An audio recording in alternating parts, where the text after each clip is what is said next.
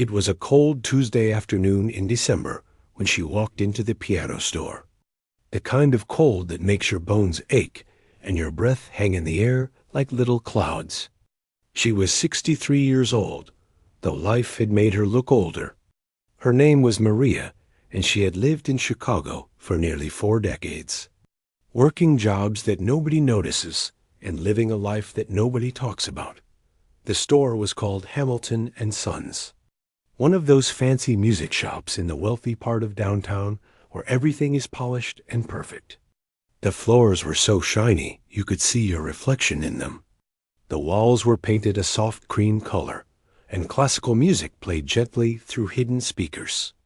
It was the kind of place where rich people came to buy instruments for their children, instruments that would sit in living rooms and collect dust after a few months of lessons. Maria pushed open the heavy glass door and stepped inside. She was wearing a faded blue coat that she had owned for at least 15 years. Her shoes were old and worn at the heels. Her gray hair was pulled back in a simple bun, and her hands, rough from years of hard work, clutched a small handbag that had seen better days. The moment she entered, she felt the eyes on her. 2 salespeople stood near the front counter.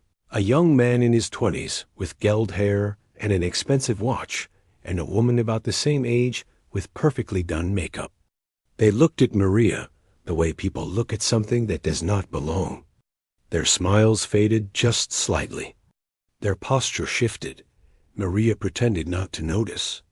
She had spent her whole life pretending not to notice. She walked slowly through the showroom, her eyes moving from one piano to another. There were uprights along one wall, their wooden bodies gleaming under the soft lights. There were digital keyboards on stands, sleek and modern. But Maria was not interested in any of these. Her eyes were fixed on something in the far corner of the room. It was a grand piano. A Steinway Model D, a concert grand, finished in a deep ebony black that seemed to absorb the light around it.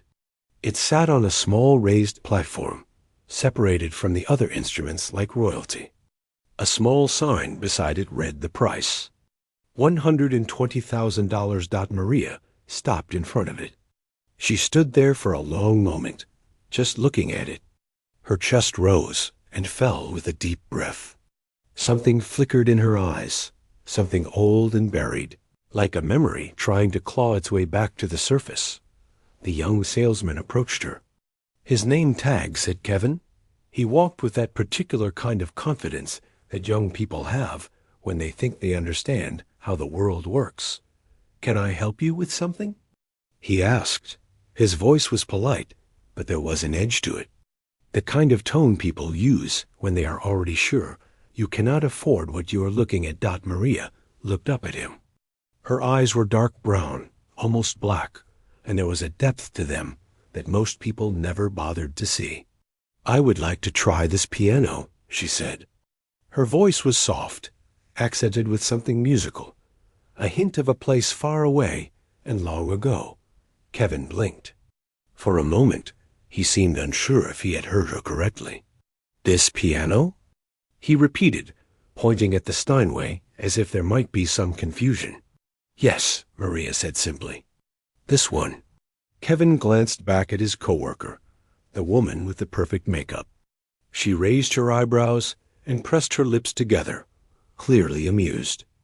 A customer browsing nearby, a man in a designer coat with a young boy beside him, turned to watch. "Ma'am," Kevin said slowly, "this is a concert grand. It's not really meant for. It's a very expensive instrument." "I know what it costs," Maria said. Her voice was calm, patient. She had spent a lifetime being patient. Kevin shifted his weight from one foot to the other. He was stuck. Store policy said that customers could try the instruments. That was the whole point of a showroom. But this woman in her worn coat and old shoes, she did not look like a customer. She looked like someone who had wandered in from the bus stop outside. The manager appeared from a back office. He was a man in his 50s, balding, with a belly that pushed against his button-up shirt. His name was Richard, and he had worked in piano sales for over 20 years. He knew how to read people. Or at least he thought he did. "Is there a problem here?" Richard asked, looking from Kevin to Maria. "She wants to play the Steinway," Kevin said quietly. Richard looked at Maria. He studied her for a moment, taking in the coat, the shoes, the rough hands. Then he forced a smile, the kind of smile that does not reach the eyes. "Of course," he said. "Of course you can try it. That's what it's here for." He gestured toward the piano with an open hand, as if inviting her to embarrass herself. By now, more people had noticed. A couple had stopped their conversation near the digital keyboards.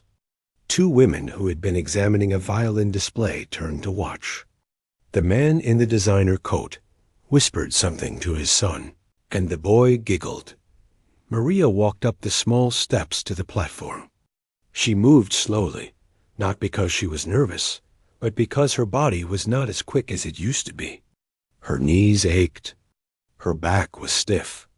But she climbed those steps with a quiet dignity that no one seemed to notice. She reached the piano and ran her fingers lightly across its surface. The wood was smooth and cool under her touch. She had not touched a piano like this in over 40 years. 40 years. The thought hit her suddenly, and for a moment she had to close her eyes. She pulled out the bench and sat down. It creaked slightly under her weight. She adjusted her position, the way someone does when they are settling into something familiar, something remembered. Her feet found the pedals. Her hands came to rest on her lap. The room had fallen silent now. Even the classical music from the speakers seemed quieter, as if the whole store was holding its breath. Kevin leaned over to his coworker. "This is going to be painful," he whispered. The woman smirked. $5 says she plays chopsticks." The man in the designer coat had taken out his phone. He was not even trying to hide it. He held it up, ready to record. Maria sat perfectly still. Her eyes were closed. Her breathing was slow and deep. No one in that room knew who she was. No one knew that she had been born in a small town outside Havana, in a house with a leaky roof and a piano in the corner that her mother had saved for years to buy. No one knew that by the age of 7, she was playing pieces that grown men could not master. No one knew that at 12. She had performed in front of an audience of 3,000 people, and that at 14. She had played for a president. No one knew that music had once been her entire world, and that she had lost it all in a single night when she fled her country with nothing but the clothes on her back and a heart full of fear. No one knew any of this. They saw only an old woman in a cheap coat, sitting at a piano she could never afford, in a store where she did not belong. Richard checked his watch. He figured this would take about 30 seconds. Maria opened her eyes. She looked down at the keys, those 88 black and white rectangles that had once been her closest friends. Her hands trembled slightly as she raised them from her lap. And then, after 40 years of silence, she began to play. The first note that came from the piano was soft, so soft that people almost missed it. It hung in the air like a whisper, delicate and lonely. Then came another note and another, and slowly something began to take shape. Maria's fingers moved across the keys with a gentleness that surprised even her. It had been so long, so terribly long. She had convinced herself that she had forgotten everything, that the music had left her body the same way everything else had been taken from her. But now, as her hands found their place on the keys, she realized that some things do not leave us. Some things just wait. She was playing Chopin. Nocturne in E-flat major. It was one of the first pieces she had ever learned as a child, sitting on a wooden stool in her mother's kitchen while the Cuban sun poured through the window. Her mother would stand behind her, humming along, her hands covered in flour from making bread. The memory hit Maria so hard that her breath caught in her throat. But she did not stop. She could not stop. The music was pouring out of her now, like water that had been held back by a dam for 40 years. In the showroom, something strange was happening. The smirks were fading. The whispers had stopped. Kevin, the young salesman who had been so sure this would be embarrassing, stood frozen with his mouth slightly open. His coworker, the woman who had bet $5 on chopsticks, had lowered her gaze to the floor. She could not look at the old woman anymore. She was too ashamed. The man in the designer coat slowly lowered his phone. He had started recording to capture something funny, something he could show his friends later over drinks. But now he just stood there, the phone forgotten in his hand, watching this woman he had judged without knowing a single thing about her. Maria played on. Her eyes were closed now, and tears were beginning to form at the corners. Not tears of sadness, not exactly. They were tears of something deeper, something that had no name. It was the feeling of coming home after being lost for so long that you had forgotten what home even looked like. The notes of the nocturne filled every corner of the store. They floated past the shiny uprights and the digital keyboards. They drifted over the heads of the customers and the staff. They slipped out through the cracks in the door and touched the cold December air outside. A woman walking by on the sidewalk stopped. She stood at the window, her shopping bags hanging from her arms, and listened. Then another person stopped, and another. Within minutes, a small crowd had gathered outside the glass, their breath fogging up the window as they watched the old woman at the grand piano. Inside, Richard the manager had not moved. He was a practical man. He believed in facts and numbers and the bottom line. He did not believe in magic or miracles or any of that nonsense. But standing there, listening to this woman play, he felt something shift inside his chest. Something he had not felt in a very long time. Maria transitioned into a new piece without pausing. It happened so naturally, so smoothly, that most people did not even notice the change at first. But those who knew music, those who truly understood what they were hearing, felt their hearts skip. She was playing Chopin's Ballade No. 1 in G minor. It was one of the most difficult pieces ever written for piano. Concert pianists spent years mastering it. Some never did. It required not just technical skill, but something more. It required a soul that had known both joy and suffering, triumph and loss. Maria had known all of these things. Her fingers moved faster now. The music grew more intense, more urgent. It was no longer a gentle whisper. It was a storm. The notes crashed and swelled like waves against a shore. They told a story without words, a story of a little girl who had discovered she could make the piano sing, and of the world that had opened up before her like a flower in her mind. Maria was no longer in Chicago. She was back in Havana, standing on the stage of the Grand Theater, 15 years old and wearing a white dress her mother had sewn by hand. The audience stretched out before her, a sea of faces, and she was not afraid. She had never been afraid when she played. The piano was the one place where she felt completely safe. She remembered the tours through Europe, the concert halls in Paris and Vienna and Madrid.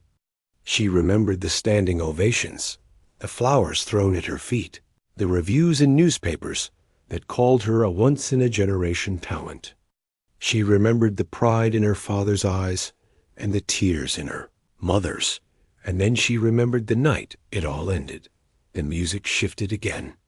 It grew darker, heavier. The people in the store felt it without understanding why. Something painful was coming through the notes, something that made them want to look away, but kept them rooted in place.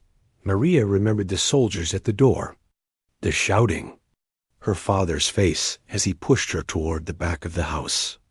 Run, he had said. Do not stop. Do not look back. She remembered climbing through a window and running through streets she had known her whole life, streets that suddenly felt like a foreign country. She remembered the boat, crowded with strangers, rocking on black water under a moonless sky. She remembered watching the lights of Havana disappear behind her, knowing she would never see her home again. She remembered arriving in America with nothing. No money, no papers, no piano, just the clothes on her back and a heart that had been broken into 1,000 pieces. The music built to a crescendo. Maria's hands flew across the keys with a speed and precision that seemed impossible for someone her age. The sound filled the room until it felt like the walls might burst. Kevin had tears streaming down his face, though he would never admit it later. The two women by the violin display were holding on to each other. The little boy who had giggled earlier was now pressed against his father's leg, watching with wide, amazed eyes. And then, just as suddenly as the storm had come, it began to fade. The notes grew softer. The tempo slowed. Maria was bringing the piece to its close, guiding it gently down like a plane coming in for a landing. The final notes hung in the air, delicate and fragile. Maria held them there for a long moment, her foot on the sustain pedal, letting them ring out until they faded into silence. And then there was nothing. The store was completely still. No one moved. No one spoke. It was as if the whole world had stopped to listen, and now it did not know how to start again. Maria sat at the piano with her eyes still closed. Her chest rose and fell with deep, uneven breaths. Her hands, those rough and weathered hands that had scrubbed floors and washed dishes and carried other people's luggage for 40 years, rested gently on the keys. She had not known if she could still do it. She had not known if the music was still inside her, or if the years had taken that from her too. But now she knew. It was still there. It had always been there, waiting in the quiet corners of her heart, waiting for her to be brave enough to let it out. She opened her eyes and looked down at the piano. A single tear fell from her cheek and landed on one of the white keys. Behind her, the silence continued. No one knew what to do. No one knew what to say. And then, from somewhere in the back of the room, someone began to clap. It was slow at first. Just one pair of hands. But then another joined in, and another. And suddenly, the whole store erupted into applause. People were clapping and crying and laughing all at once. The crowd outside the window was clapping too, their muffled applause filtering through the glass. Richard, the manager, stood in the middle of it all, his expensive shirt damp with sweat, his eyes red and wet. He looked at Maria, this woman he had dismissed the moment she walked through the door, and he felt something he had not felt in years. He felt ashamed. Maria turned slowly on the bench.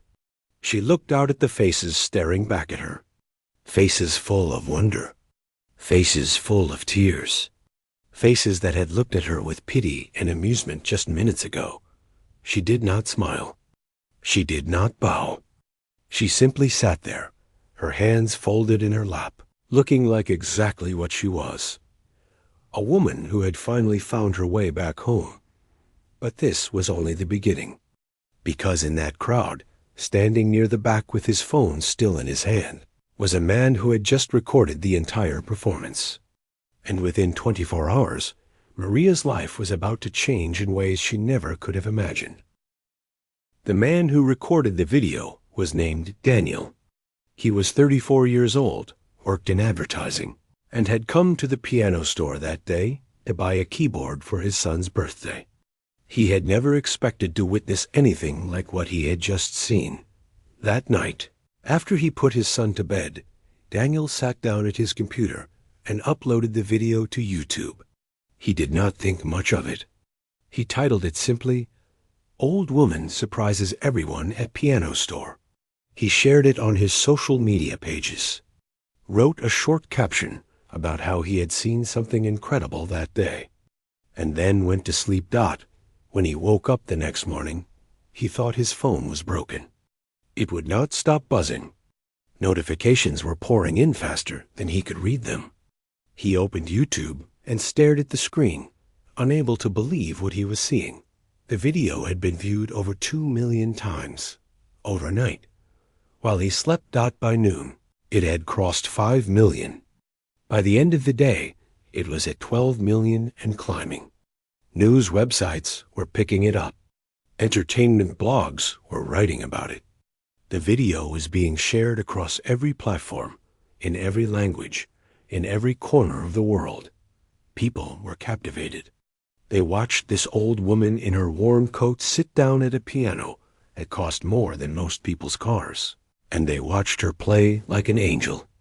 They watched the faces of the people around her change from amusement to shock to tears. They read the comments, thousands and thousands of comments, from people who said they had cried, who said they had watched it 10 times in a row, who said it was the most beautiful thing they had ever seen. But everyone had the same question. Who was she? Maria knew nothing about any of this. She had gone home after leaving the piano store, taken the bus back to her small apartment on the west side of the city, and made herself a simple dinner of rice and beans. She had sat by her window and watched the snow fall, thinking about what she had done that day. For the first time in 40 years, she had played. Really played. And it had felt like breathing after being underwater for so long. She did not own a computer. She did not have a smartphone. She had a small television that she rarely turned on, and an old radio that she listened to sometimes in the evenings. She had no idea that millions of people around the world were watching her at that very moment. The next morning, there was a knock on her door. Maria opened it to find a young woman standing in the hallway. She was holding a microphone, and behind her was a man with a large camera on his shoulder. The woman smiled brightly and spoke quickly, words tumbling out of her mouth about a video and YouTube and millions of views. Maria did not understand. She asked the woman to slow down, to explain. And when the woman showed her the video on her phone, Maria had to sit down. Her legs would not hold her anymore. That was her. On that tiny screen, playing the piano, and underneath the video, a number that kept going up and up. 15 million views. 16 million. The young woman asked if she could do an interview. Maria said no. She was not ready. She did not know what was happening. She closed the door gently and sat alone in her apartment, her heart pounding in her chest. But the world would not wait. Over the next few days, more reporters came. They knocked on her door. They waited outside her building. They called the phone number of the restaurant where she had worked for the past 11 years, washing dishes and cleaning tables. Her boss, a kind man named Roberto, who had given her the job when no one else would, had to turn away journalist after journalist. Maria stayed inside. She was overwhelmed. She had spent 40 years being invisible, and now suddenly everyone wanted to see her. She did not know how to handle it. She did not know if she wanted to handle it. But then something changed. A professor from a music university in New York saw the video. He was an expert in classical piano, and he had spent his career studying the great performers of the 20th century. When he watched Maria play, he felt a chill run down his spine. He knew that technique. He recognized that style. He had seen it before, in old recordings from decades ago. He began to dig. He searched through archives and old concert programs. He made phone calls to colleagues in Europe and South America. And slowly, piece by piece, he uncovered the truth. Her name was not just Maria. It was Maria Elena Vasquez Herrera. And in the 1970s, she had been one of the most celebrated young pianists in the world. The professor found photographs of her as a teenager, standing on stages in Paris and London and Buenos Aires. He found reviews in yellowed newspapers that called her a genius, a prodigy, a gift from heaven. He found recordings of her performances, scratchy and old, but still powerful enough to bring tears to the eyes.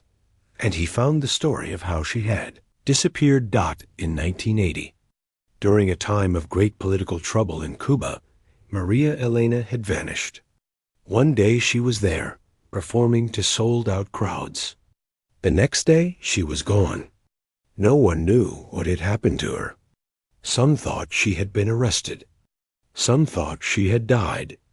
Over the years, she had become a legend, a mystery, a ghost story that musicians whispered about.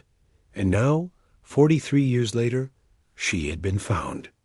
Not on a grand stage, but in a piano store in Chicago, wearing a coat that was older than most of the people watching. When the professor published his findings, the story exploded all over again. This was no longer just a video of a surprising moment. This was the return of a lost legend. This was a woman who had been one of the greatest pianists of her generation, who had lost everything, who had spent 4 decades in silence, and who had just reminded the world of what she could do. The phone calls started coming. Not from reporters this time, but from concert halls, from orchestras, from music festivals. They wanted her to perform. They wanted to bring her back. Maria did not know what to do. She sat in her small apartment, surrounded by letters and messages that Roberto brought her from the restaurant, and she tried to make sense of it all. For so long, she had told herself that part of her life was over. She had buried it deep, locked it away, convinced herself that the girl who played piano was someone else, someone who existed only in the past. But now the past had come knocking, and it was asking her to open the door. She thought about her mother, who had died believing she would never see her daughter again. She thought about her father, who had sacrificed everything so she could escape. She thought about all the years she had spent in silence, all the music that had stayed trapped inside her, all the dreams she had forced herself to forget. And she thought about that moment in the piano store, the way the keys had felt under her fingers, the way the music had poured out of her like it had been waiting all along, the way she had felt, for the first time in 40 years, like herself again. She picked up one of the letters. It was from a famous concert hall on the East Coast, a place she had heard of even as a child in Cuba. They were inviting her to perform a solo recital. Whatever she wanted to play, they would arrange everything. They just wanted to give her a stage again. Maria read the letter 3 times. Her hands were shaking. She thought about saying no. It would be easier, safer. She could go back to her quiet life, her small apartment, her job at the restaurant. She could let the attention fade and become invisible again. But then she remembered something her mother had told her once, a long time ago. Music is not something you do, her mother had said. It is something you are, and you cannot run from what you are forever. Maria set the letter down on the table. She looked out the window at the gray Chicago sky, and for the first time in 43 years, she made a decision, not out of fear, but out of hope. She was going to play again. The weeks that followed were unlike anything Maria had experienced in decades. After she accepted the invitation to perform, everything began to move very fast. Phone calls came every day.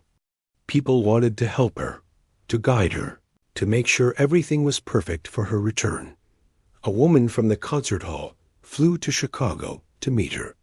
She was kind and patient, and she sat with Maria in her small apartment for hours, explaining what would happen and answering every question. The concert would be in 2 months. It would be held in one of the most famous halls in the country, a place where the greatest musicians in history had performed. The tickets sold out in less than 9 minutes. 9 minutes. Maria could not believe it. Thousands of people wanted to hear her play. People who had never met her, who knew her only from a video on the internet, who had read about her story in newspapers and magazines. They were coming from all over the world, from Europe, from Asia, from South America. Some of them were old enough to remember her from before, from the days when she was young and the world was at her feet. Maria was terrified. She had not performed on a real stage in 43 years. The piano store had been one thing. That had been spontaneous, unplanned, a moment that happened before she could think about it too much. But this was different. This was a concert. There would be thousands of eyes on her, thousands of ears listening to every note. What if she failed? What if she sat down at the piano and her hands refused to work? What if the music that had come back to her so suddenly decided to leave again? These thoughts kept her awake at night. She would lie in bed and stare at the ceiling, her heart racing, her mind full of doubt. She was 63 years old. Her fingers were not as quick as they used to be. Her body ached in ways it never had when she was young. Maybe she was foolish to think she could do this. Maybe she should call the concert hall and tell them she had changed her mind. But every morning, she got up and practiced. A piano had been delivered to her apartment, a gift from a foundation that supported musicians. It was a beautiful instrument, not as grand as the one in the store, but perfect for her small living room. She sat at it every day, sometimes for 6 or 7 hours, working through the pieces she had chosen for the concert. Her fingers remembered more than she expected. The music was still there, buried deep in her muscles and bones. But she was rusty. There were passages that tripped her up, sections that required a speed and precision she had not used in decades. She worked on them over and over, hour after hour, until her hands cramped and her back screamed for rest. Some days were good. The music would flow out of her, and she would close her eyes and feel like she was 15 again, standing on the stage in Havana with the whole world ahead of her. On those days, she believed she could do this. Other days were hard. Her fingers would stumble. The notes would come out wrong. She would make mistakes she never would have made as a young woman, and the frustration would build inside her until she wanted to slam the lid down and walk away. On those days, she wondered why she was putting herself through this, but she never quit. Not once. Roberto, her boss from the restaurant, came to visit her often. He brought her food because he knew she was forgetting to eat. He sat with her while she rested and told her stories about his own family, about his parents who had come to America with nothing and built a life through hard work and faith. He told her she was brave. He told her he was proud of her. The professor who had discovered her identity came to visit too. He brought old recordings of her performances from the 1970s. Crackling audio files that he had found in archives around the world. Maria listened to them and wept. She heard herself as a young woman, full of fire and passion, playing with an abandon she was not sure she still possessed. But the professor told her something she would never forget. He said that the young woman in those recordings was extraordinary, but she was not complete. She had skill and talent, yes, but she had not yet known real suffering. She had not yet known what it meant to lose everything and keep going. The woman sitting in front of him now, he said, had lived a full life. She had known joy and pain, hope and despair. And that, he told her, would make her playing deeper and more powerful than it had ever been. Maria held on to those words like a lifeline. The night before the concert, she could not sleep at all. She lay in her hotel room, staring at the ceiling just like she did at home, her stomach twisted in knots. She thought about her mother. She thought about her father. She thought about the little house in Cuba with the piano in the corner, and she wished more than anything that they could be there to see her tomorrow. Morning came slowly. Maria got up, took a long shower, and put on the dress that had been made for her. It was simple and elegant, dark blue with long sleeves, nothing like the glamorous gowns she had worn as a young performer. But it felt right. It felt like her. A car came to take her to the concert hall. She sat in the back seat and watched the city pass by outside the window. Her hands were trembling. She pressed them together in her lap and tried to breathe. When she arrived at the hall, she was taken through a back entrance. The building was enormous, all marble and gold, with high ceilings and chandeliers that sparkled like stars. She walked through long hallways lined with photographs of the legends who had performed there before her. Pianists and violinists and conductors whose names she had grown up hearing. And now she was one of them. She was led to a small room backstage where she could wait until it was time. Someone brought her water. Someone else asked if she needed anything. She shook her head and sat alone, trying to calm the storm inside her chest. Through the walls, she could hear the audience arriving. The murmur of thousands of voices, the shuffling of feet, the rustle of programs being opened. They were all out there, waiting for her, waiting to see if the old woman from the video was real. A knock came at the door. A voice told her it was time. Maria stood up. Her legs felt weak, but she made them move.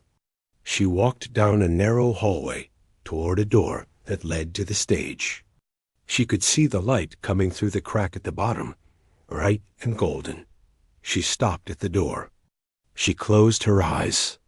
She thought about her mother's hands covered in flour.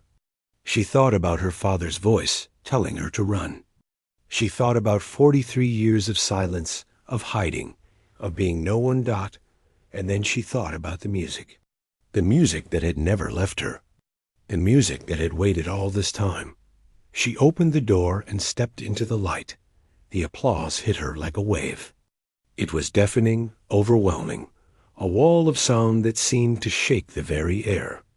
The audience was on its feet before she had even reached the piano. They were cheering, crying, holding up their phones to capture the moment. Maria walked slowly across the stage. Her eyes adjusted to the brightness, and she saw them. Thousands of faces, all looking at her, all believing in her. She reached the piano, the same model as the one in the store. A Steinway Model D, black and beautiful, waiting for her like an old friend. She sat down on the bench. She adjusted her position. She placed her hands on the keys. The hall fell silent. Not a cough, not a whisper. Just silence, deep and complete. Maria took a breath. She closed her eyes, and then she began to play. The first notes that filled the concert hall were unlike anything the audience had ever heard. They were soft at first, almost fragile, like the voice of someone speaking after years of silence. But there was something beneath them, something deep and powerful, waiting to rise. Maria had chosen to begin with the same piece she had played in the piano store, Chopin's Nocturne in E-flat major. It was her way of honoring the moment that had brought her here, the moment that had changed everything. But this time, she played it differently. In the store, the music had poured out of her without control, like a dam breaking. Here, she was in command. Every note was intentional. Every pause was meaningful. She was not just playing the music. She was telling her story through it. The audience sat frozen in their seats. Some had their eyes closed, letting the sound wash over them. Others watched her hands move across the keys, unable to look away. A few were already crying, and she had only just begun. Maria transitioned into the ballade, the same piece that had made the people in the piano store weep. But here, in this great hall with its perfect acoustics, the music took on a new dimension. It filled every corner of the room. It rose up to the ceiling and came back down like rain. It wrapped around the audience and held them tight. She played for nearly an hour without stopping. She moved through Chopin and Rachmaninoff, through Debussy and Liszt. She played pieces she had performed as a teenager and pieces she had only ever played alone, in the privacy of rooms where no one could hear her. She played the music of her childhood and the music of her exile. She played her joy and her grief, her hope and her despair. She played everything she had kept inside for 43 years, and through it all, she thought of her parents. She thought of her mother, who had worked 2 jobs to pay for piano lessons, who had believed in her daughter's gift before anyone else did. She thought of her father, who had stood at the back of concert halls with tears in his eyes, who had given his life so she could have a chance at freedom. They were gone now. They had died without ever knowing what happened to their little girl. But Maria believed, in some deep and quiet part of her heart, that they were watching. That somehow, wherever they were, they could hear her playing. When she struck the final chord of her last piece, the sound hung in the air for what felt like an eternity. The hall was completely silent. No one moved. No one breathed. It was as if time itself had stopped to listen, and then the applause began not. It started slowly, a few hands clapping in the darkness. But it grew. It swelled. It became a roar that shook the walls and rattled the chandeliers. The audience rose to their feet, every single person, and they clapped until their hands hurt. They cheered and shouted and stamped their feet. Some were sobbing openly. Others were laughing with pure joy. It was the kind of ovation that most musicians only dream of. The kind that happens once in a lifetime, if you are very, very lucky. Maria sat at the piano, her hands still resting on the keys, and she let the sound wash over her. She did not smile. She did not wave. She simply sat there, breathing deeply, feeling something she had not felt in so many years. She felt whole. The applause went on for nearly 15 minutes. People did not want to stop. They did not want the moment to end. When Maria finally stood and took a bow, the cheering grew even louder. Flowers were thrown onto the stage, dozens of bouquets in every color, until the floor around the piano looked like a garden. Backstage, she was surrounded by people. Reporters wanted to interview her. Musicians wanted to meet her. Famous conductors and pianists who had flown in from around the world wanted to shake her hand and tell her she was magnificent. But Maria moved through them all in a daze, still trying to understand what had just happened. Roberto was there, her old friend from the restaurant. He had taken a bus all the way from Chicago to be in the audience. When she saw him, she broke down.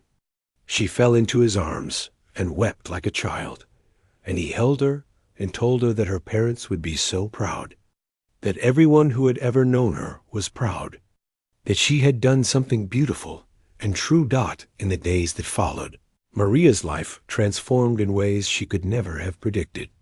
Offers poured in from every corner of the world. Concert halls in Vienna and Tokyo and Sydney wanted her to perform. Recording companies wanted to make albums of her music. A famous filmmaker wanted to make a documentary about her life. She was on the cover of magazines and newspapers. She was interviewed on television shows. Her story was shared millions of times on the internet, inspiring people who had never even heard of classical music. But the thing that meant the most to Maria happened. 3 months after the concert, she received a letter from Cuba. It was from a woman she did not know, someone who had read about her story online. The woman explained that she lived in Havana, in the neighborhood where Maria had grown up, and she had something to tell her. Maria's childhood home was still standing. The little house with the leaky roof and the piano in the corner. It had been abandoned for years, but it was still there. And in the front yard, someone had planted a garden in memory of the family who had once lived there. The neighbors had never forgotten the Vasquez family. They had never forgotten the little girl who used to play piano with the windows open, so the whole street could hear Doc Maria read the letter 5 times. Then she booked a flight to Cuba. She had not been back in 43 years. She did not know what she would find. Part of her was terrified. Part of her did not want to see what had become of the place she had loved so much. But she knew she had to go. She had to close the circle. When she arrived in Havana, it was like stepping into a dream. The streets were different, but somehow the same. The colors, the sounds, the smell of the ocean on the wind. She took a taxi to her old neighborhood and asked the driver to stop at the end of the street. She walked the rest of the way on foot, The house was smaller than she remembered. The roof had been repaired, and the walls had been painted a bright yellow. But she recognized it immediately.